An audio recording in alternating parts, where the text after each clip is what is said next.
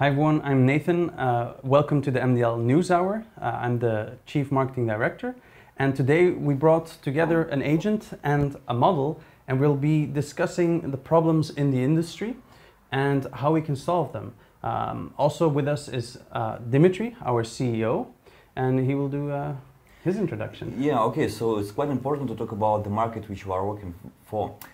For many crypto investors, it's not clear what is the talent sourcing and what we're trying to do, and what is our market, and why do we need our solution for the market. So we brought here two sides of the market to introduce the problems and to explain the issues which are happening in the market. So let's start with introduction of Maggie. Yeah, hello, this is Maggie.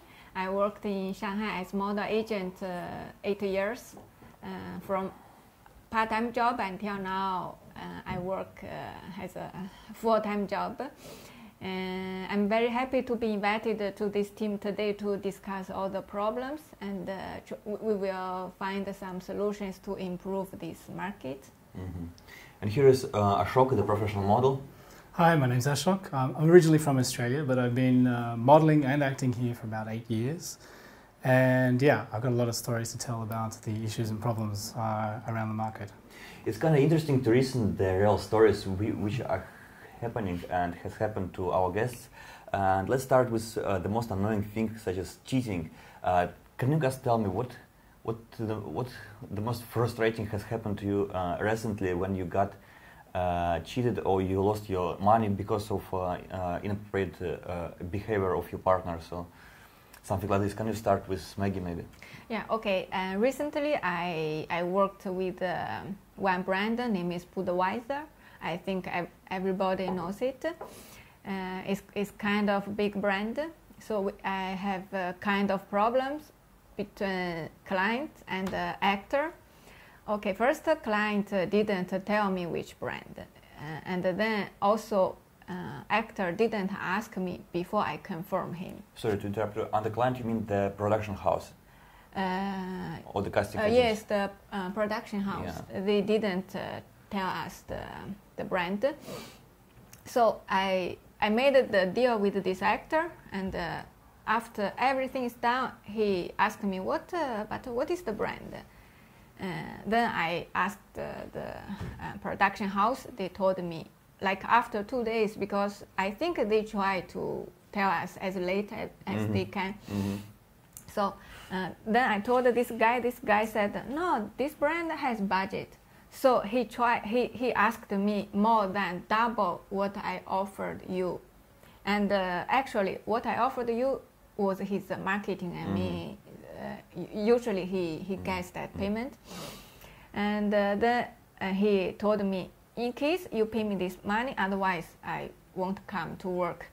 So that moment we confirmed him, and it's not possible to change. So I had to pay that money, which I lost money. Also, my production house lost a little bit. Like we shared the loss. The loss, yeah. So this kind of case is kind of common in China, but not every actor. They ask the payment based on the brand.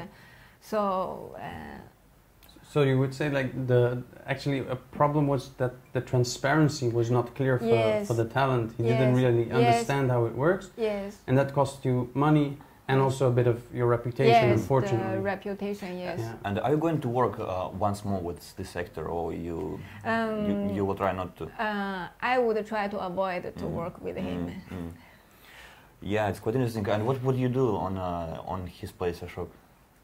Would you try to increase the price? Or? Well, you know, if I was in his place, you would really need to try and get as many details about the job as possible before you say yes to saying, okay, I'm available, you can confirm me or not. Yeah.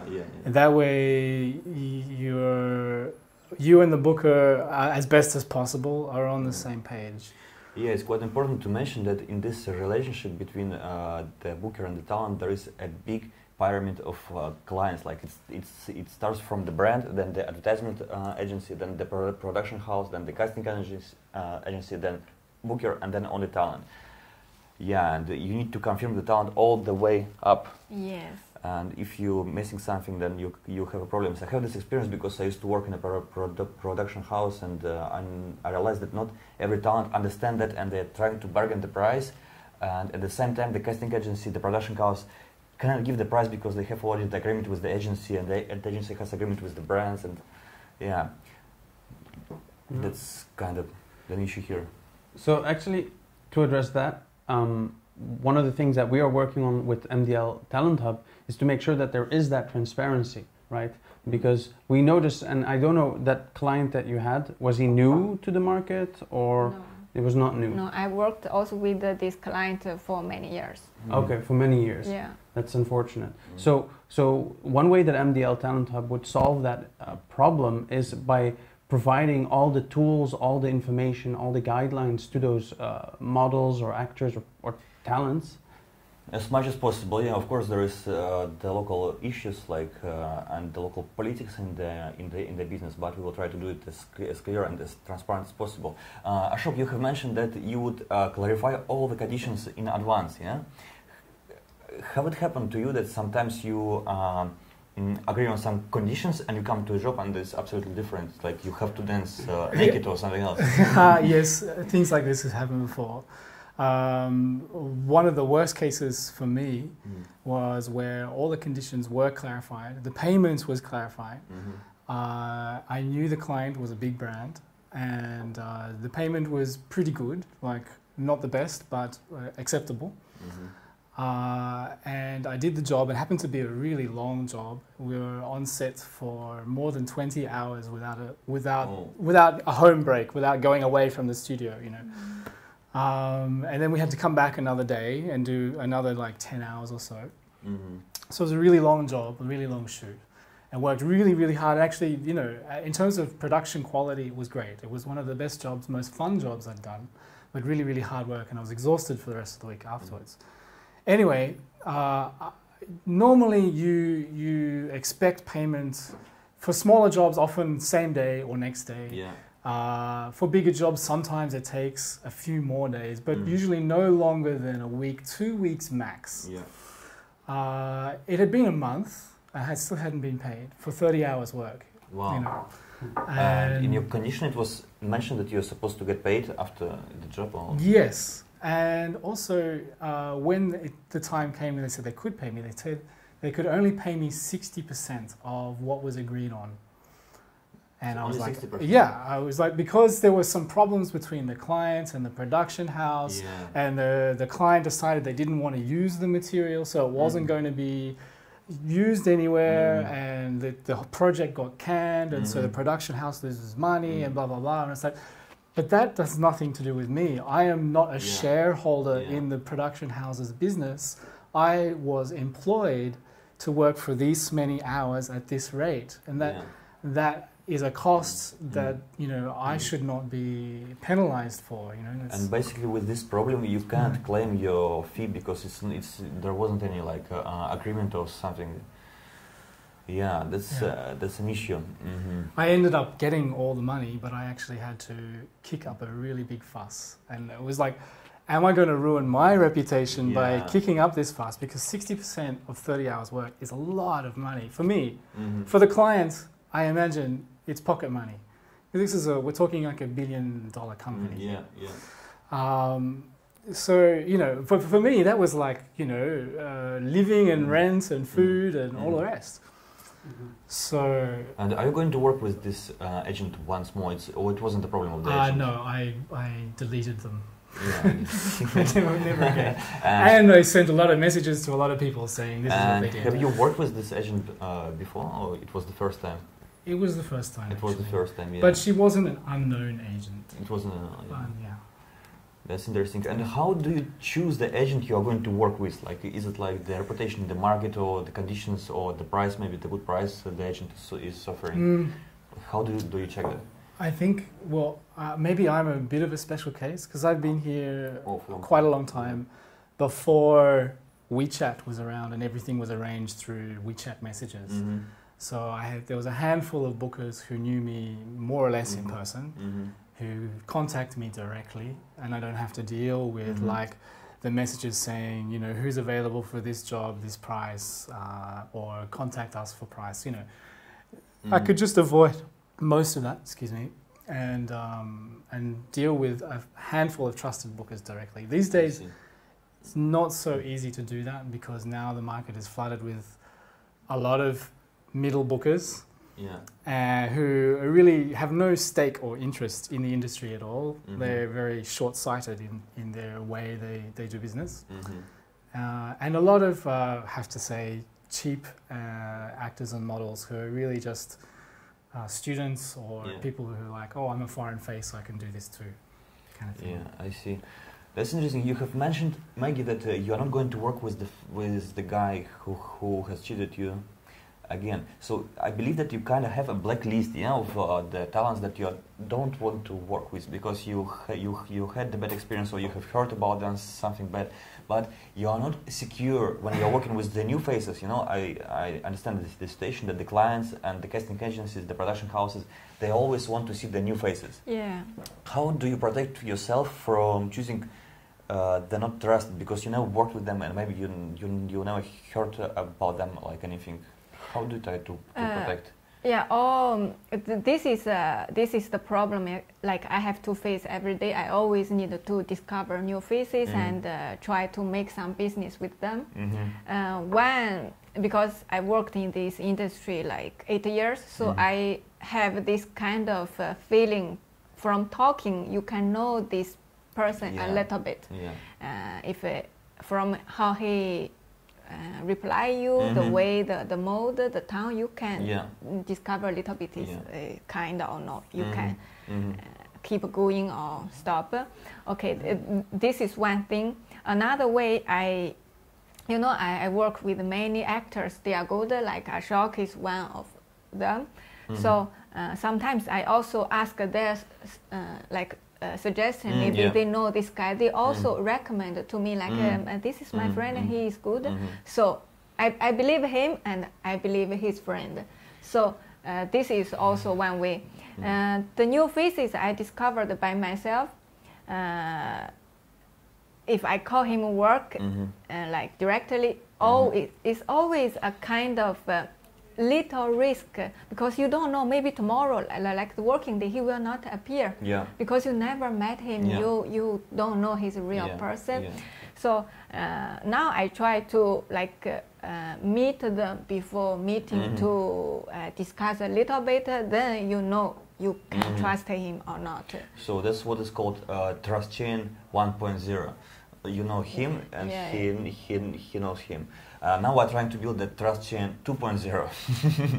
Like they're using IT technology and the blockchain technology, so we're trying to put the reputation on the traceable medium, so you can actually see the reputation of the person, not only with the reference of your friend, but of the reference of the system. Okay, the next issue in the market is how to present yourself to the client and how to find a good job. I think you can say something about this, Ashok. Well, any professional actor or model usually has introduction videos, snapshots, comp card, which is a card of some of their pictures, and a full portfolio. And normally, if you're working with an agent, for instance, they use those photos on the comp card to send to their clients, and then the clients say, yeah, we like this person, blah, blah, blah. If you're working freelance, then you need to really manage that yourself and make sure you have contact with a bunch of bookers and make sure they have your latest pictures and your snapshots and all the rest, so they can talk to their clients and say, this person is good for this role and so on. So yeah, you need to have all that stuff. The problem is keeping it updated, and especially working in this market here in China, I found that often once the job is done, no one really cares about follow-up after that, so that the model is often left not knowing how to get the photos after the fact, and not knowing who to contact, not knowing where to source them, not even knowing the company that they just worked for. And often deliberately not told, because often the talent is told, don't talk to this person, don't talk to that person, because of course the clients want to, the bookers want to protect their business, and fair enough. But the problem is, like, when the tables have turned and you're being asked by a booker to submit your latest work because the client is interested, you've got nothing to submit because no one's helped you find the latest work that you've just done. So as I've gotten older, my book is getting thinner and thinner and thinner. Yeah. So it's not good for any career progression, you know. Yeah. Also, I believe that there might be a problem that a booker might have an old comp card, and sending to the clients the old comp card because he didn't ask you the new updated one, and it's kind of also can be an issue. Maybe he's still keeping the card where you have the long hair, so you don't have birds. And so. Yeah, there's often the case of the talent turning up looking completely different to the photos. I'm sure that Maggie knows that one. I think that happens, that a lot of talents, they're trying to cheat their parameters and the application cards and the comp cards within the application, like doing a lot of Photoshop and... Yes, this is kind of a headache problem because especially the models, not actors, their comp card really used a lot of Photoshop. Many times we picked the card and see the person is totally different. So now we found one kind of easy solution. We let them record one video by themselves. Even short, you just introduce yourself and give to us, so we can see your real looking, your attitude. So this is kind of easiest way to avoid this kind of problem now. Clear. So what we're trying to do, we're trying to make the application for every role. Like, we believe that each person has an opportunity to be a model, an actor, maybe a dancer, or maybe like a different type of model or different type of factor, like different employee, like a soldier or a doctor, I don't know, or a businessman or a student or something. And what we are doing, we are creating the portfolios for each of the roles. And do you think it's going to be useful? Yes, this is very useful. But we really need to spend a lot of energy and time on this project because we need to spend time to make all the pictures, videos for them, and then we need to edit a little bit to make one good video and. Oh, you mean like for the talents to fulfill their portfolios? Like, our plan is the following: like, let them do by themselves. And if it's good, they're getting the job. If the portfolio is trustable, they're getting the good reputation, and that's basically the way. What else to mention? Yeah, so basically the reputation system is very, very important on MDL Talent Hub because you want to save your reputation, you want to uphold your reputation. You have a lot of experience, and from what you just told us, it's not really helping you because you don't get what you need from the client or from the so it's like I have not so much to show for the experience. So with the reputation system that MDL will have, we want to make sure that people want to provide you with that content because it will make their reputation better, which means more clients will come to them or more talents will come to them, and that also benefits the more experienced ones, but also the new ones who want to make their way into the talent market, because now they have a way to get that content, or they have a way to find those portfolios much more easily, and they can learn from each other. Or even the jobs could have a record on the blockchain, so it's like, oh well, I did that job on that date. We can look that up, and there's the material. Exactly. Also, one more issue to rise is about that the market is global, and I believe sometimes. From your side, maybe some foreign companies, they contacted your casting agencies to find local talents, or the Chinese production house, they want to go abroad, so they're contacting you to find the talents abroad, or how does it work? Before Chinese New Year, I took one job which worked with a famous stylist, Zhang Ziyi. Maybe you heard his name. Okay, anyway. Also, we have another parts we need to shoot in United States and France. The production house asked us to find the actors in local location. Yeah. And also we tried a lot to do this job. We contacted some talents for them, but I don't know why they didn't say the reason to us. They didn't choose from us. Instead, they found some like local shooting, Local agency. yes, local agencies to let them do this. Maybe they think from one single booker, the power is not that big enough. I mean, they don't rely on you. You can do this. They don't believe you are so powerful, can do that. So, but in the realities, we are able to do that. So I think we can find some solution to present myself to let client like believe you can do this, and they can give this job to you. So maybe the problem was that they thought that there is one more layer like you, and they want to avoid this layer and go and contact directly the companies in France or the States.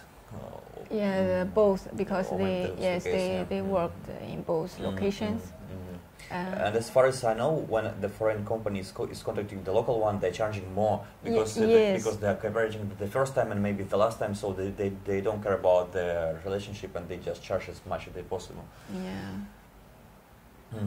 And which does mean that the price goes to the talent. Yeah. Okay. Also about the global issues, I would like to ask Ashok. I believe that sometimes you're going for travel and maybe you got a chance to get some part-time job when you're on holidays or no? Like.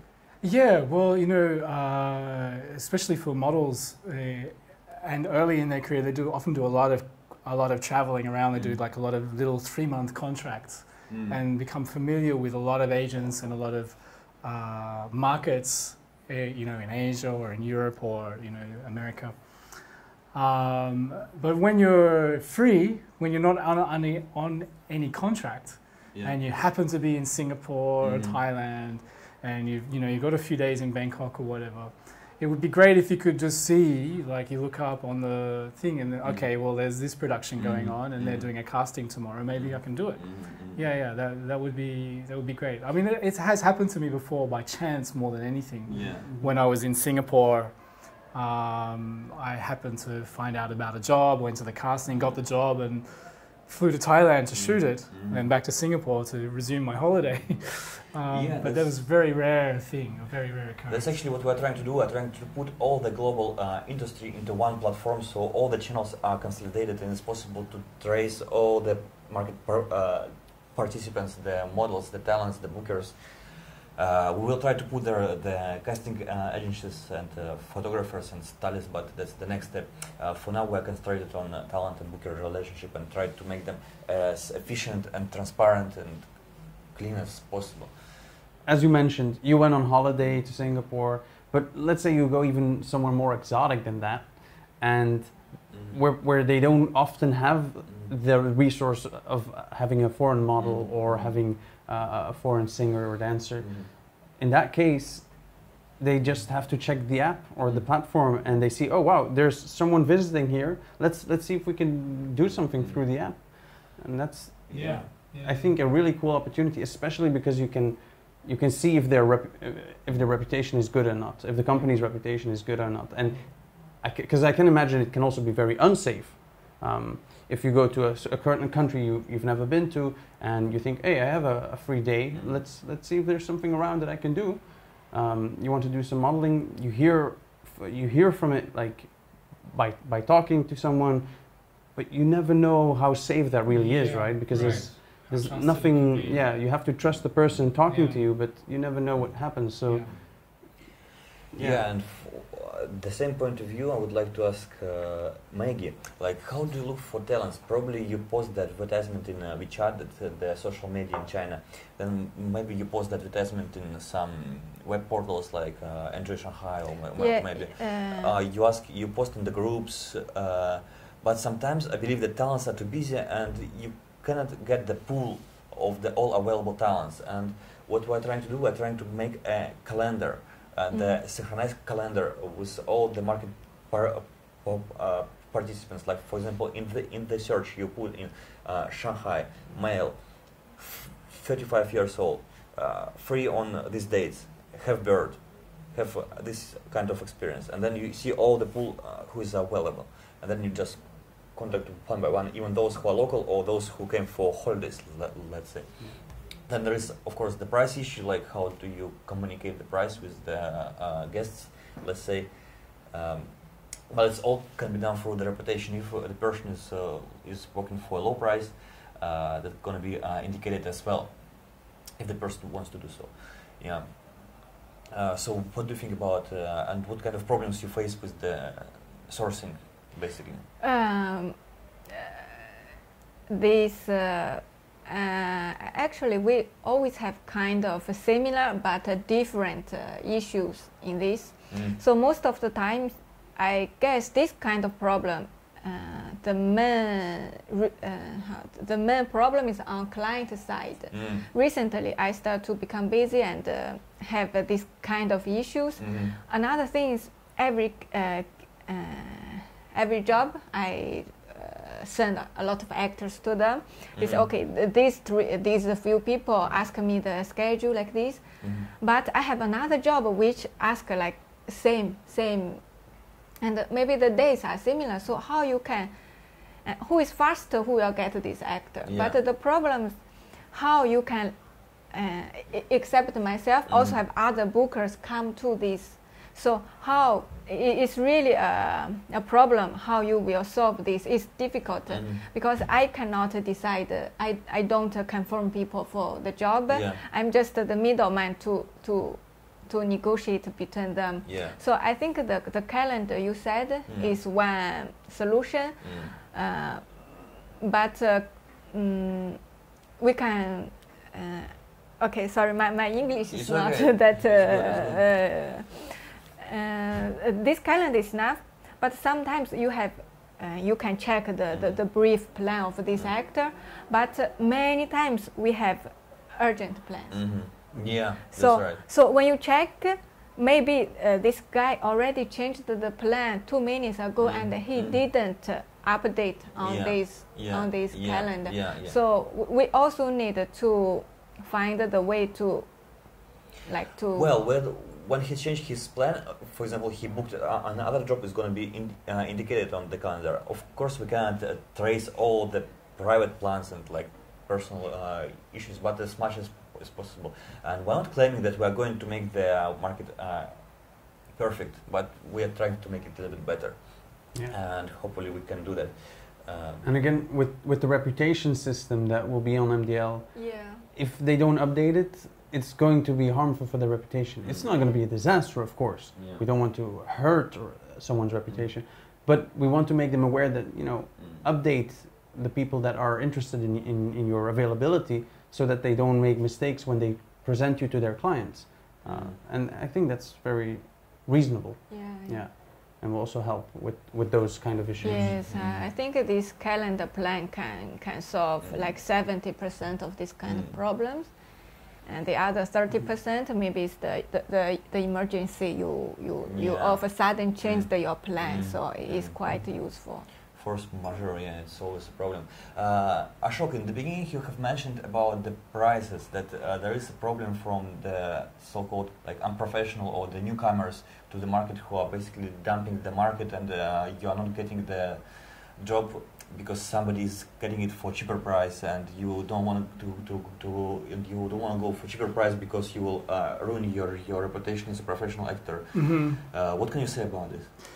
It's an ongoing problem. It's one that I've been up in arms about periodically, and then after a while, okay, just pick your battles. You know, you still have to earn money at the end of the day. So it's an ongoing problem. You know, it's one that I think, you know, if the bookers and the talents can be better coordinated, then the clients will have a better idea of what to expect for their money. And I think that's one of the things, because I think perhaps there's a little bit of the the client, or at least the production house, convincing the client that they can do it for this certain budget, and that often it means that the end, because the talent is usually the last link in the chain in terms of payment, that the talent loses out in the end. Yeah, that's true, and it's always misunderstood by the new talents, like the newcomers to the market, that agents are enemies, like they're trying to cheat, that they're trying to take the last bread. But the agents are in such a condition that they have to arbitrate two sides, the client and the booker side. So for us, it's important to provide the tools and to make the life for bookers easier and more transparent, and hence, I believe, the life for talents will be also much more better if the two sides will be coordinated and be in one boat, let's say. Yeah, on the same page. I think, you know, the serious bookers, the ones that have a little stake in the industry, they're in the industry because they really have a stake in it. Their interests are there. They are the ones that are going to succeed through this, and the ones that are really just middle bookers who are really in it for the short-term gain, who are like think, oh, I can get a bunch of cheap people, and they will lose interest and slip away. Yeah, and one more thing with the prices, I believe it's happening because the talents, like those who come to the market, they don't know the prices, and they kind of blind, and they don't know what is exactly they can get from the gigs, and they are accepting the prices, and some agents, I believe, they're using that. Yeah, that's what we're trying to do. Also, we're trying to make like an average price for the job, like the recommended price. Like we're taking an average. We're not going to disclose all the prices and all the agreements, but we have the system which can trace like the average on the market and recommend to the person like what is the price should be taken for this or that job. Of course, that's a matter of time because you need to collect the big data for that. But yeah, that's our plan. Great. Cool. All right. I think that's all we have for today. It was really nice meeting you guys and talking to you and finding out what the problems are in the industry and listening to your stories. And we hope to see you another time on MDL NewsHour next time. All right. Thanks for listening. And Thank you. See you.